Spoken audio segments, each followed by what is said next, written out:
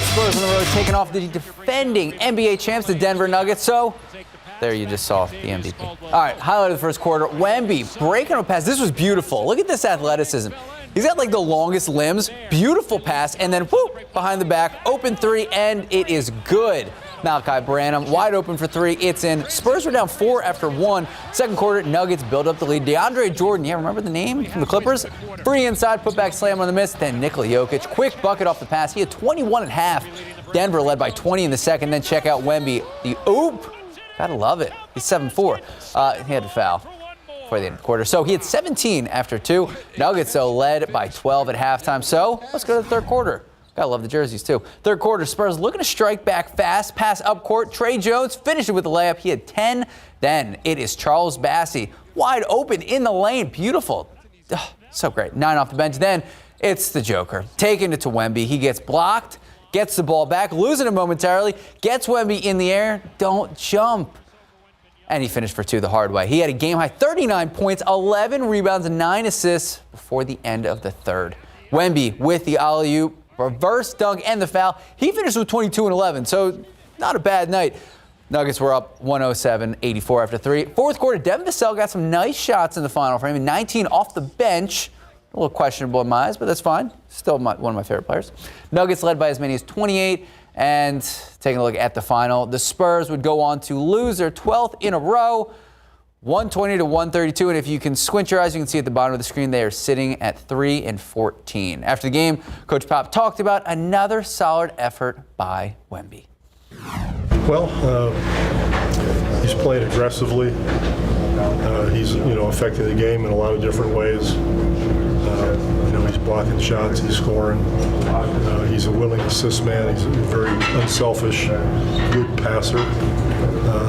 But he goes to the next play. He doesn't worry about making a mistake or anybody else's mistake. He's out there to just get better, figure it out with his team. Wemby's great. The question is, why aren't we winning? Spurs schedule. Taking up next, the Atlanta Hawks here at home Thursday, 7 p.m. at Frost Bank Center. Then headed to NOLA, taking on the Pelicans Friday at 7 p.m. Football coverage brought to you by Davis Law Firm. All right, so we saw the Cowboys win last week, Thanksgiving Day, but the battle for the top spot in the AFC South coming to the Jags, taking on the Texans. Houston wearing all red from head to toe, first time in franchise history, going right to the second quarter, 3-0 Jags. Trevor Lawrence keeping it himself. He scores from about a yard out. Pass interference, calling the end zone, 10-0. There we go, Jacksonville. All right, Texans respond. This is beautiful. Look, this is poise. This is a rookie quarterback. C.J. Stroud finding Tank Dell, 7-yard score. Houston still down 3 right before the end of the half. Jags on the 1 second left. Look at that. Texans defense stuffing Travis Etienne. Houston still down 13-7 at the break. And third quarter, Trevor Lawrence. He threw a pick. They walked it right in. That's C.J. Stroud, the one and only. Texans led 14-13 after multiple pass interference calls again.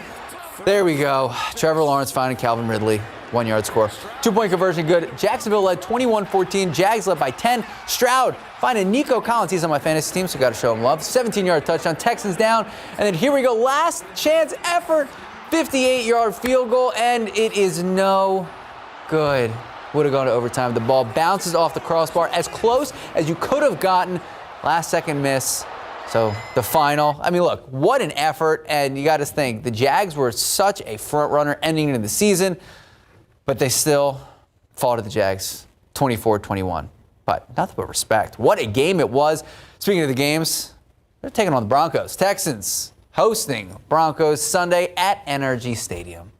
I'm calling it right now. Texans are going to win. And I also think the Cowboys are going to win. They just came off that huge win against the Commanders.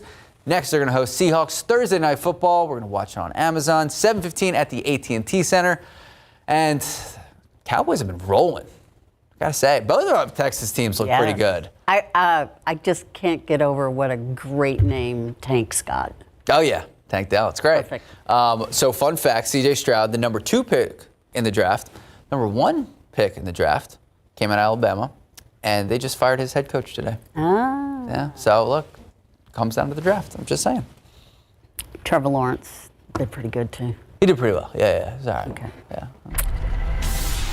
Today at 5, trimming the tree or your house with lights this holiday season. Whether your goal is to be subtle or go all for it, the Toolman Taylor keeping safety in mind, how to keep the holidays from going up in flames, how technology can help you out these days. It's Today at 5 after Entertainment Tonight.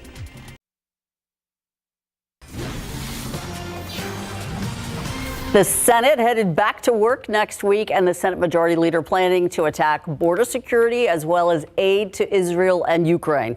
Charles Schumer's new legislative package, however, likely will face an uphill battle in the Republican-controlled House. Many conservative members are wary of providing more aid to Ukraine right now. Besides national security funding, Schumer also says he's going to bring up a resolution to temporarily change Senate rules to allow members to bypass the current hold on military promotions. That hold is due to one member. Well, we are now in the fourth day of the agreed-upon pause in the fighting between Israel and the terrorist organization Hamas. In just the last couple hours, news out of Qatar, the apparent mediator in these negotiations, well, the news shows that the agreement has now been extended for another 2 days. That's 2 more days of ceasefire. So far, 58 hostages have been released during the current truce, and we're getting more information that possibly another 11 have been released. We're still waiting for confirmation on that, but for now, ABC's Ike Ajashi with a look at what this possible extension could mean. Israel and Hamas negotiating an extension to their 4-day truce, one that's so far seen the release of over 55 hostages, both Israelis and foreign nationals, as well as the release of over 110 Palestinian women and teenagers who have been held prisoner inside Israeli jails. New videos showing a Red Cross motorcade through northern Gaza carrying the first American freed, 4-year-old dual citizen Abigail Edan, reunited with family after 51 days. Both of Abigail's parents were killed in front of her during the October 7th Hamas terror attack on Israel. I want to thank everybody for all your love and support. What she endured is unthinkable. President Biden personally involved in the hostage negotiations so far, reaffirming he's working with leaders in Israel, Egypt, and Qatar to extend the pause in the fighting until all hostages are safe home and more humanitarian aid is delivered into Gaza. The proof that this is working and worth pursuing further is in every smile and every grateful tear we see on the faces of those families who are finally getting back together again. The White House says it's open to talks with Hamas, which has signaled interest in extending the prisoner swap deal. Israel's cabinet also expressing support, suggesting the truce could be extended by 1 day for every 10 hostages Hamas releases. In the West Bank, thousands celebrating the return of the freed Palestinian women and teen prisoners. The truce also allowing hundreds of aid trucks to flow into Gaza, where the Hamas-run health ministry says nearly 15,000 Palestinians have been killed, and where the UN warns residents could suffer from famine. While both Israel and Hamas say they'd like the truce to continue, an Israeli security source telling ABC News that because of the atrocities on October 7th, their return to war will be immediate and ferocious. Ike Ajashi, ABC News, Washington. We're going to take a look outside with live cam. Not much to see here. Turn away if you're a summertime fan, because this is San Antonio winter. It's chilly out there. It is. We had a front move through yesterday. That's why it was so windy, and clouds have moved in today. So the clouds are locking in the cool. Take a look outside right now with the satellite imagery here. You can see it's 58 in Del Rio, 52 in Carrizo Springs, cloudy and 54 in Cotulla, 52 here in San Antonio, 51 in Kerrville, 52 in New Braunfels, and it's 46 still in Ozona. Temperatures are just barely getting out of the 40s up in Bernie right now, and in Kerrville it's 51. A few peaks of sunshine here and there, but it's going to stay mostly cloudy for the remainder of the day. If you're picking up the kids after school, don't forget the jacket. 58 for the high today, cool and mostly cloudy. Here's what we're going to talk about in the forecast. The chilly mornings continue. Tomorrow, once again, we'll be in the 40s. I'll show you a neighborhood view of how chilly it'll be in your neck of the woods. And then tomorrow, sweaters are still useful. Sweaters will be useful Wednesday, useful until Thursday. It's Thursday that we have our next rain chance. I'll talk all about that. And we'll take a look at rainfall potential on Thursday, too, in just a few minutes. Also, got the look at the aquifer in the pollen count, too. Ursula. Thank you, Sarah. A new park and ride location in Alamo Ranch appears to no longer be a concern, via now saying it no longer plans to build it. Via owns a 16-acre plot of land near Alamo Ranch Parkway and Lone Star Parkway, where last month it told us it was planning to build a new park and ride facility. It hoped to have design plans finalized by next year, but now Via says those plans are on indefinite hold, and it says that the project was removed in September. As part of our Know My Neighborhood project focusing on Alamo Ranch, some neighbors told us that proposed facility was not only unneeded, it was unwanted. I do not think that this is the kind of neighborhood where we need to have a bus station, depot, park and ride, whatever it is that they choose to call it. Neighbors had started a petition to stop the project. Via told us it is aware of it. They say they could choose to sell that land now. A lot more to come. For the first time ever, people are on track to make more Cyber Monday purchases. Happy Cyber Monday out there to all you. On their phone rather than their computer. When you shop, do you shop on your phone or your computer? Both. Okay, there you go. The phone already lighting up with deals. It's easy because Amazon sends push notifications where you can find the best deep discounts today. The parent company of Facebook and Instagram being accused of violating privacy laws, specifically when it comes to children who have accounts on their apps. We're going to take a look at what a new lawsuit is alleging. Newly unsealed court documents alleging that the company Meta collected data from children's Instagram accounts. So attorneys from 33 different states accused the tech giant of receiving more than within a million reports of under 13, people under the age of 13, users from Instagram from 2019 to 2024. So they were tracking accounts and using this data for kids, saying that Meta knowingly refused to shut down a majority of these accounts. And the lawsuit alleges that Meta then collected the kids' personal information and obviously did so without their parents' consent. According to the complaint, the company violated several state-based consumer protection statutes, as well as the Children's Online Privacy Protection Rule. The states are calling for the court to prohibit Meta from these practices and to also pay hundreds of thousands of dollars in civil penalties. All right, well, yesterday, setting a new record, the busiest day in history at United States airports. All of this, according to the Transportation and Security Administration. It was a record-breaker day in a lot of ways. According to TSA, more than 2.9 million passengers were screened nationwide. That's 10% higher than this day last year, and the most the agency has ever screened in just a day. And not all that travel was in the sky. AAA reporting 55.4 million Americans were on the road over the weekend. I was one of those. You were one of those? That's a 2.3% hike from last year. I will not be one of those spending money today, though. American spending an all-time high as well. 9.8 billion online shopping dollars on Black Friday. Now it's round two. It's Cyber Monday. So today is expected to be the biggest online shopping day of the year. And you said 9.8 billion on Friday? Yeah. More than $12 billion expected in sales today. ABC's Becky Worley has more on what you shoppers need to know. Want to get first dibs on Walmart Cyber Monday deals? This year, Cyber Monday is expected to be big. We're seeing more and more that Cyber Monday is becoming a really, really important piece of this holiday shopping season. And deals are dropping now in almost every category. Tech leading the charge. Almost all of the Kindle devices at Amazon hitting their year-low price. Like the Paperwhite Kindle Reader, it was $139, now $119. Laptops like Wirecutter's top pick from Lenovo, a ThinkPad, it was $1,355, but now it's just $989 at Walmart. And a highly rated Chromebook from HP, it was $489, now $289 at both HP.com and Target. Even tech accessories like pop sockets, a great stocking stuffer, on sale at Amazon. They were $10, now they're $7.50. But it's not just tech. The discounts run across almost every category. What we seem to be happening is people are checking in on Black Friday to figure out if their brands are having promotions, but often they may wait until Monday to see, are those promotions going to get better? Are we going from 10% off to 20% off to 30% off? Like at Target, they have 30% off women's clothing. Urban Outfitters has 40% off everything online only, and Victoria's Secret, 40% off everything. Beauty and personal care also discounted. Ulta and Sephora listing thousands of items on sale, some as much as 50% off, and Target has 25% off of all beauty. Toys.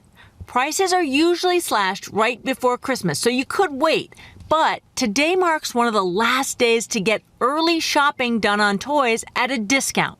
Like this Hot Wheels track at Kohl's. It was $49, now it's $24. And the best advice for Cyber Monday is to think about any big ticket purchases you need to make, from furniture to appliances to TVs to shoes, and check prices today. What I would encourage customers to do is check out the items that they love. And if they see something, if they're a Walmart Plus member, even better, because they get early access. All right, we're going to take a live look out at the Alamo City. So many of you out there coming off that 4-day weekend. A lot of people enjoying all the amazing events in and around San Antonio. We had ice skating, we had the Ford River Parade. We had the tree lighting. Did you make it out and about, do anything fun? I did not, but I lived vicariously through my daughter who did. There you go. That's good. That's good. The aquifer is down 0.4 of a foot over the past 24 hours, well below the average. In the pollen count today, 2 allergens. Molds are low, and mountain cedar, which is present and a little bit early, is low today. Hey, I want to give a shout out to Justin Horn, filling in for him today. He still needs to raise some funds for No Shave November. Scan that QR code. That'll take you to Justin's page. The men at KSAT are raising money for men's cancer awareness and funding. That is an old picture from about a week ago. It's actually quite yes, it is. Fuller. So please, Max Maskey is leading with over $5,000 donated. So obviously we have to help Justin beat Max. We need to at least help him catch up to you, Max. So go ahead, scan that QR code, and whatever you can donate. Yeah, you know what? Please donate to Justin's No Shave November, because he is suffering from a terrible loss over the weekend. Oh, goodness. The LSU A&M game did not end the way Justin needed it to. He had to call in sick today. Oh, my goodness, he did not want to make good on his bet. Emotionally distraught. I am quite happy, though, that my fill-in co-anchor is wearing LSU purple. All I gotta say is gig 'em. Gig 'em, Aggies. Go Tigers. I had no bet with you, Ursula. We'll be right back. Happy Monday. Welcome back. We're full of fun today. See how he's wearing purple? I did wear purple on purpose. And I just want to point out before we go to Sarah. Nope, too late. Too late. You're showing off the ring. Ms. Gig'em. Justin, this morning, he's not feeling well. Emotionally distraught from the A&M loss. I understand. But he had high hopes that Sarah, his fellow A&M'er, oh my gosh, fellow Aggie, I will never wear any kind of LSU anything, Ursula. He was so hopeful. No. Not gonna happen. Into the no. Sorry, Justin. It's not on gonna you, my happen. friend. I know you're watching at home. Okay. Well, let's go ahead and talk about the weather and change the subject as quickly as possible. All right, so far we've been on a 6-day stretch of cooler than average weather. Since last Tuesday, temperatures have been cooler than average, and today we're going to be cooler than average too. So that means that even though we've had plenty of days that are warmer than average for November, right now we are 1/10 of a degree below average. The warmest we've gotten was 85 degrees, the coolest 38. And I do think the next few days are going to trend toward the cooler than average side. So November may go down as a cooler than average month for us this year. I'm not complaining. I kind of like the cooler weather. Today we'll be up to 58, tomorrow 61, and Wednesday 58. It isn't until the 30th that we start to warm up to about 70 degrees on Thursday. But still, it is going to be cooler than average the next couple of days. Right now outside, you can see the clouds that are still out there. A few peaks of sunshine here and there, but it's been cool. It's 52. We've got winds barely from the east at about 5 miles per hour, and it's dry. Dew points in the 20s outside. You can feel how dry that air is. It's a good hair day, but you need a little extra chapstick. For the rest of the day, mostly cloudy and 58 for the high. And then tonight, it's going to get chilly. 52 at 8 and 49 at 10 p.m. Speaking of the 40s, 50s. That's where we'll be tomorrow morning. Here's a look at tomorrow morning's lows as you wake up, go to work, take the kids to school. It's going to be 41 in Bernie, 41 in Bulverde, 43 in Devine, 46 in Nixon Smiley, 41 in Uvalde, 41 Los Maples, 41 in Gonzales, and 46 in Pleasanton. But we're going to have a little bit more sun than we do today, and so we'll warm up to about 60 degrees. 61 officially in San Antonio tomorrow is the forecast, 62 Rio Medina, 60 in Kerrville, 60 in Seguin, and 60 in New Braunfels. So that's tomorrow's forecast. Let's start to transition and talk about our next rain chance. Right now, we've got high pressure system overhead. That's what's keeping us quiet and cool. Cooler air is still funneling in from the north. Look how cold it is up in the northern tier of the United States. Teens in Minneapolis. But this is our next rain chance. Going to be bringing us a chance for rain starting Wednesday night and through a good portion of Tuesday. Now, rain is not going to be very plentiful. We'll only have about a 40% coverage of showers Wednesday night and a potential for a storm or two on Thursday. The heaviest of the rain is going to be out east in Louisiana and East Texas. That's where they could have up to 2 to 3 inches of rain. Here in San Antonio, what we're looking at more likely to see is up to about a quarter, so a tenth to a quarter. That's about it in San Antonio. So not a drought denting or drought busting forecast, up to half an inch the further east you go toward Gonzales and Hallettsville. So cool weather the next couple of days in the 40s tomorrow morning and highs in the 50s through Thursday. Again, we'll hold on to that chance for rain in the weekend. Looks pretty good. We'll be back with more news after the break. Well, welcome back. Happy Monday. You know who's always happy? Well, clearly Mike. Us. If he gets to decorate for a holiday. Great answer, Mike. And, you know, Fiona, if she can sing. We promise you we won't be singing. He might, though. I can't stop him during the show. I knew it. Speaking of Christmas and decorating, our good friend Stephanie Pena-Frost is here with a decorating trend that's really easy to do. So you take a piece of ribbon, just a simple ribbon, and you loop it over once, you squish it, you take a branch of an artificial tree, or you can wire if you don't have it, and then you just kind of just tuck it in. Okay. And Stephanie decorated our tree, which we're going to show you in a second. And is it going to be artificial or real? And Valerie's here with some cookies. And we're going to be baking Spirit Sprite. We've even got something sweet for those on the naughty list. And she's got a great deal for her cookie kits as well. Well, Kelly, all about those insider deals as well.